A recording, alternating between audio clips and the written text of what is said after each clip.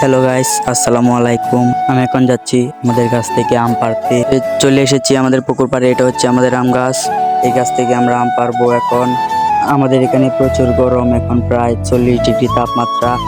তাই গাছের কাছে আসতে আসতে সবার পানি তৃষ্ণা ধরে ফেললো। ওরা পানি খাইছে, তারপর আমিও পানি খাইলাম। তারপর চলে গেলাম গাছের কাছে আম পাড়তে।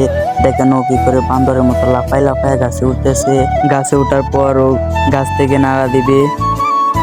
আমি নেমে পড়লাম পুকুরে। ওখান থেকে আমি আম তেল ধরবো, কিন্তু আমার আর আম তেল ধরা হলো না। কি আর করা, তারপর আমি আম টোকাইতে লাগলাম।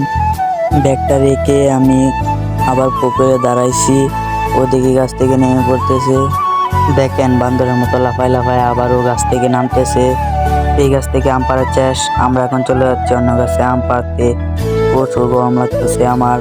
আর আমাদের পুকুরে তিনবার রেণু দেওয়া হয়েছে, কিন্তু দুঃখজনক 3বারই রেণু চলে গেছে। এই গাছে একটা পাটনামও নাই। তা আমরা এখন বাড়ি চলে যাব। আজকের ভিডিওটি এই পর্যন্ত। যদি ভালো লাগে লাইক, কমেন্ট আর অবশ্যই শেয়ার করবেন।